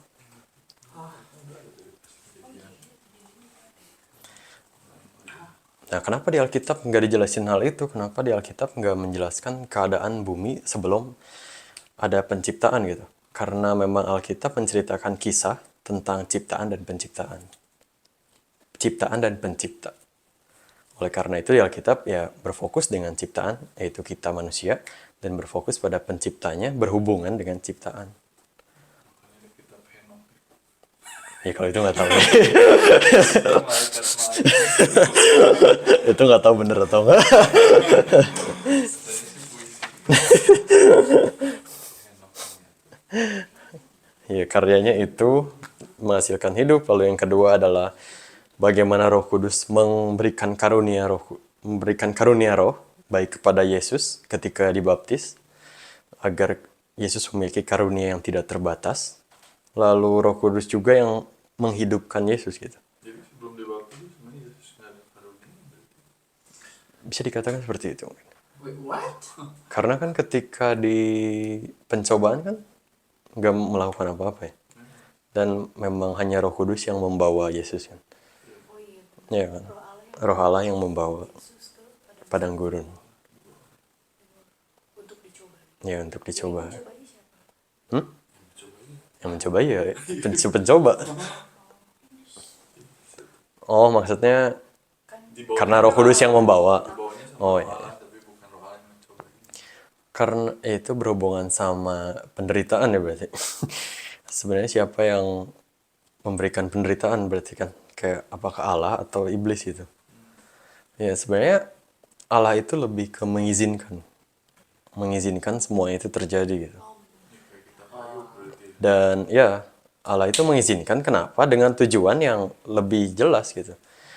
Bahwa Yesus diuji ketaatannya di dalam pencobaan agar ia menjadi manusia yang sempurna dalam ketaatan gitu kan. Tapi iblis melakukan pencobaan agar ia jatuh dalam dosa sehingga menimbulkan Adam yang kedua. Oh, jadi iblis mencoba menjatuhkan kita lagi. Ya, tujuan iblis adalah mencoba menjatuhkan, tapi cobaan yang diizinkan oleh Allah yaitu bermaksud untuk sesuatu yang rohani gitu, sesuatu yang mulia. Oh shit. Ini OOT sih, tapi yang Mesra Solo terakhir bahas tentang guru gembul. Oh, Kenapa buah pengetahuan buah apa? Buah yang itu kenapa nggak dipagerin supaya Adam dan Hawa nggak makan? Atau yang kedua kenapa pohon tuh nggak dihilangin aja atau nggak pohonnya ada tapi dibutakan gitu si Adam dan Hawa supaya nggak ngeliat? Make sense dong. Itu kan jawabannya adalah tadi ketaatan tuh harus diuji. hmm. Gimana saya tahu kamu tuh taat kalau mau diuji? Gimana saya tahu kalau seorang bapak tuh setia sama istri mau diuji? Ini masih ujian, ketaatan harus diuji. Ya menguji. Ya. Jadi luka ini pun diuji rupanya. Ya, untuk kebaikan.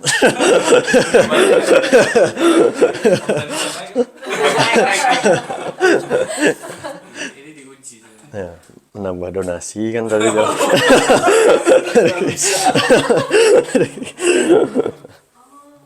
Ya. Nah, itu. Lalu yang terakhir adalah karya Roh Kudus, yaitu bagaimana Roh Kudus menginspirasikan Alkitab kepada setiap penulis yang ada gitu. Jadi Roh Kudus yang masuk ke dalam mereka atau bagaimanapun cara kerjanya, ya Roh Kudus yang memberikan inspirasi kepada penulis-penulis Alkitab yang ada. Jadi Alkitab itu tertulis karena inspirasi. Ya, karena wahyu yang diturunkan, diilhamkan. Jadi bukan manusia 100%, tapi Allah bekerja melalui manusia.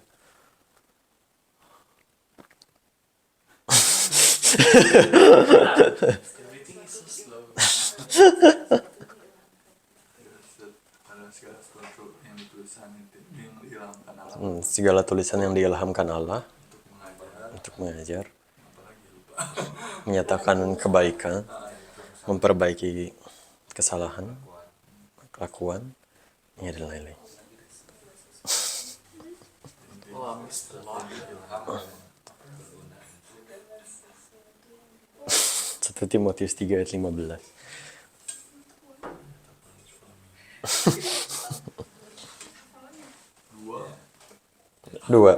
Dua Timotius 3. Allah memang bermanfaat untuk mengajar, untuk menyatakan kesalahan, untuk memperbaiki kelakuan, dan untuk mendidik orang dalam kebenaran. Berarti tulisan yang diilhamkan Allah. Ya, diilhamkan, Penulis-penulis itu kan semua dihilangkan. diilhamkan, diwahyukan, diinspirasikan. Even ketika Musa harus menulis kitab Kejadian, Ya, apalagi kitab Kejadian kan. bukan di zamannya. Malah di luar manusia aja. Jadi memang Gimana? Kan Kejadian itu ditulis sama Musa kan.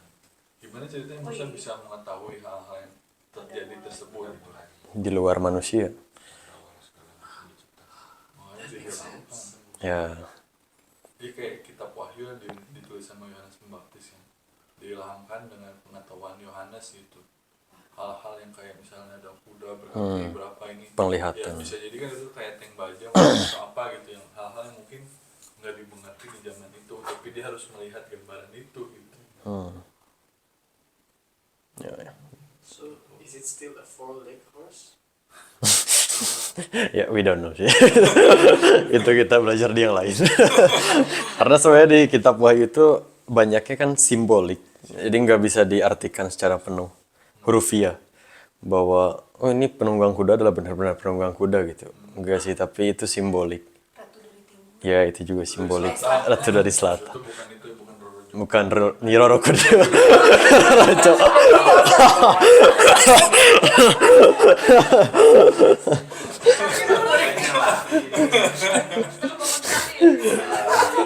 Kepala tiga gitu.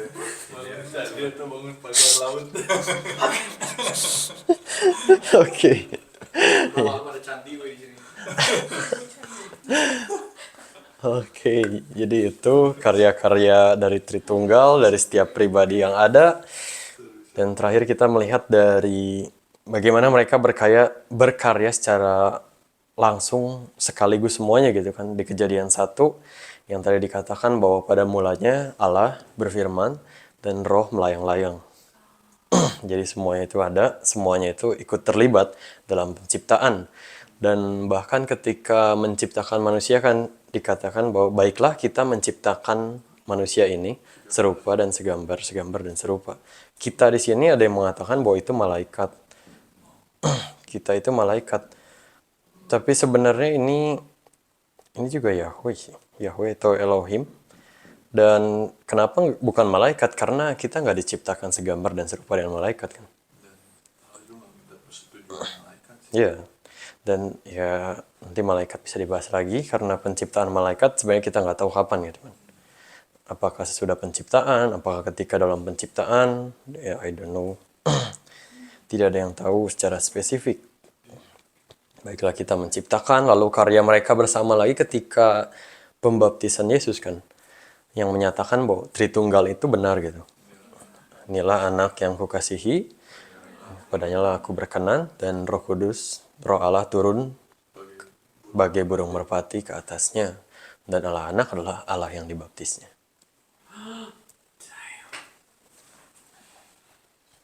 Oke, mungkin segitu aja dan Ada yang nanya, jadi Roh Kudus itu merpati. Iya aja. Iya. itu kan Masa tiba-tiba kayak oh betul beneran Roh Kudus gitu kan. Dia sama kayak iblis ambil iya, menyerupai. Tuhan Yesus dibaptis sama burung Artinya Roh merpati Kudus gitu. sama juga dengan kayak api ketika siapa yang berdoa di itu loh. Api Api Roh Kudus yang pas siapa yang berdoa itu lupa. Murid-murid Yesus yang berdoa. Pentakosta. Iya. Oh iya. Digambarkan sebagai api kan. mengambil rupa api berarti. Ya. Karena kan kalau kita lihat sekarang kan ya nggak kelihatan api juga kan, maksudnya kayak. Iya, nggak make sense juga kayak korek Roh Kudus gitu. Enggak sih. Bukan berarti api sama dengan Roh Kudus, enggak sih. Tapi kan menyerupai waktu itu. Mengambil rupa. Itu. Dan terakhir mungkin ilustrasi tentang Tritunggal yang aku ambil dari Pak Yakub juga yang bilang bahwa Tritunggal itu seperti matahari. Matahari.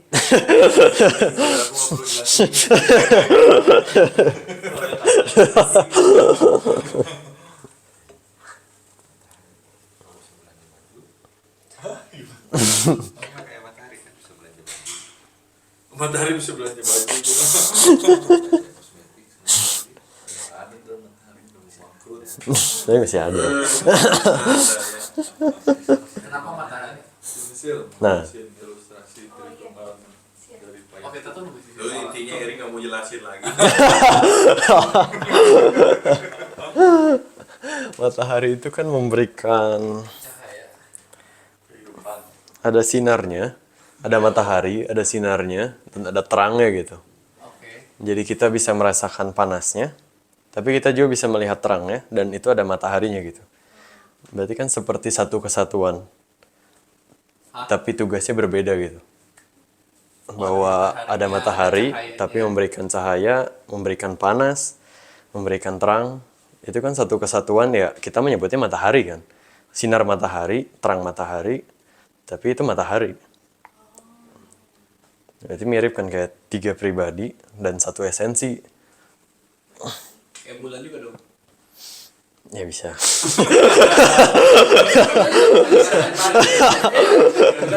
Ya, Bisa kerasa merinding gitu. Tapi gak ada sinarnya kalau bulan. Gelapnya. bulan dari matahari. Bulan dari matahari. Nggak bisa. Ah, bulan dari matahari. Iya, sinarnya.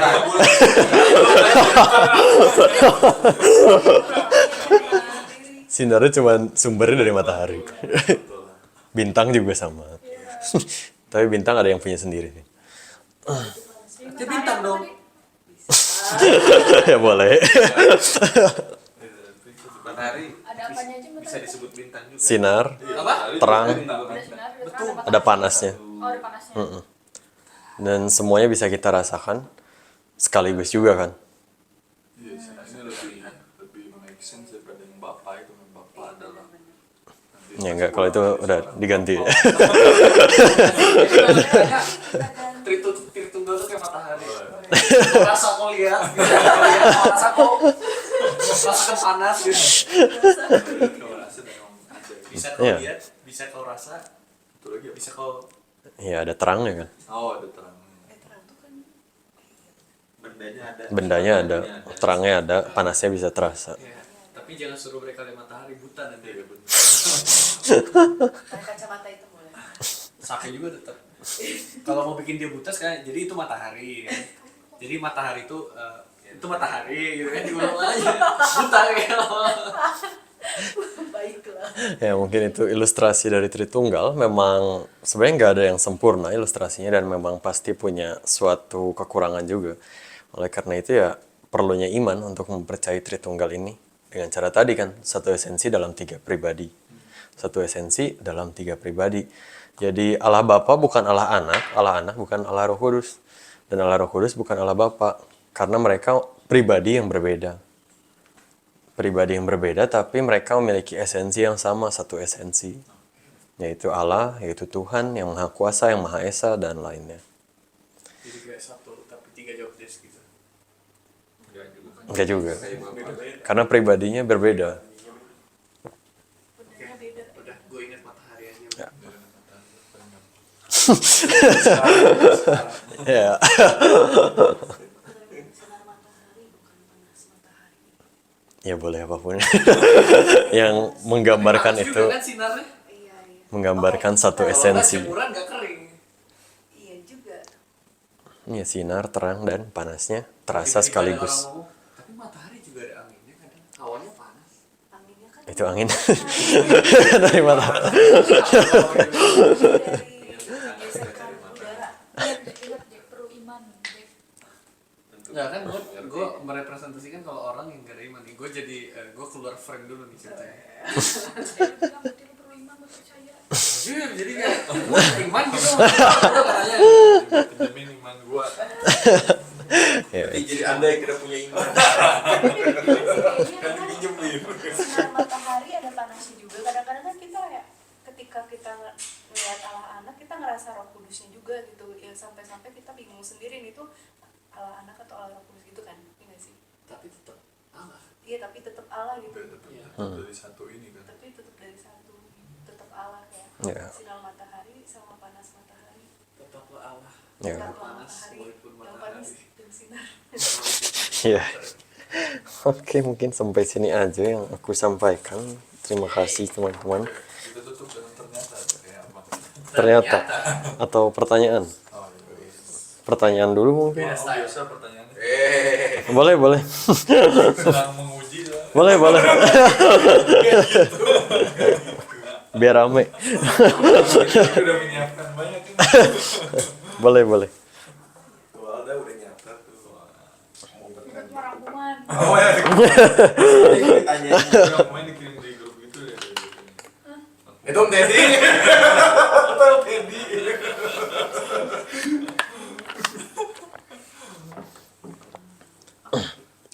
pertanyaan mungkin yang belum dimengerti atau pertanyaan di luar Oh, yang dijelasin. coba ini sih. Tadi itu pas jelasin yang Allah itu ada satu sih yang kayaknya ada yang nggak disampaikan gitu. Adonai. Adonai. Apa?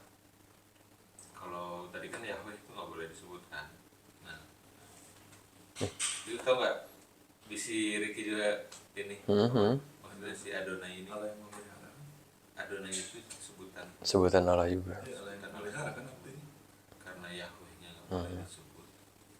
Kata Dani. Jadi dia bilangnya Adonai. Tapi Adonai itu jadinya gelar atau kayak Nama Allah juga sih. nama Allah? Adonai. Adonai itu Elohim. Tapi di ini sama Israel itu apa ayatnya? Sama Israel itu Shema Israel. syahadatnya orang Yahudi itu ayatnya di mana ya? Nggak tahu. Syahadat Yahudi. Bentar ya. Bentar. Atau Jehovah Jireh kayak gitu berarti gelar-gelarnya itu atau Ya gelar atau nama juga. menyatakan sifatnya. Oh, itu sifat ya. Kan Jehovah Jireh Allah yang maha apa, Apa, maha pemenuh ya, maha. Artinya nanti kalau ada yang ngomong Allahnya cuma satu, cuma beda-beda cara ini, artinya kita bilang enggak dong. Artinya ya nggak sih, ya balik lagi ke mereka dong, mereka mau percaya yang mana kan? Oh, gue jadi bingung. Oh yang tadi yang apa semua agama sama aja. Iya iya. Kemana? Ya? Bingung gue mempertanyakan. Ya itulah. Ini ayatnya di Ulangan 6 ayat 4. Dengarlah hai orang Israel, Tuhan itu Allah kita, Tuhan itu Esa. Jadi kayak Tuhan dan Allahnya ditulisnya terpisah. Kan kalau bahasa aslinya itu Shema Israel, Adonai Elohemu, Adonai Echad. Jadi si Adonai sama Elohimnya dipisah dibacanya. Ini kan tadinya Tuhan dan Allah satu kan, dibaca satu. Cuman tulisannya beda dan ini juga Allahnya tulisannya kecil. Kecil ya? Allah. Kecil. Oke, perjanjian baru berarti. Enggak, kalau di perjanjian lama Allah kecil itu kan Elohim. Oh iya. Elohim kan tadi. Nah ini Tuhannya kan besar. Tuhannya besar itu Yahweh kan. Yahweh. Jadi si Yahweh ini nggak dibaca Yahweh tapi dibacanya Adonai. Oh, Mereka iya. nggak boleh bilang itu. nggak boleh. Ya. Karena saking kudusnya kan itu. Terus tadi, oh ya sama ini perlu nggak sih jadi si Allah Bapa ini memang bukan bukan pencipta yang penciptaan itu, aku rasa memang si penciptaan itu memang di firman. Karena di kejadian 2 ayat di kejadian ini, 2 ayat pertama di kejadian ini, pada mulanya Allah menciptakan langit dan bumi, menciptakan langit dan bumi. 3 ayat ya, 3 ayat di 3 ayat pertama di kejadian, pada mulanya Allah menciptakan langit dan bumi. Bumi belum berbentukan kosong, gak gulita, menutupi samudera raya dan roh Allah melayang-layang permukaan air. Nah terus berfirmanlah Allah, jadilah terang.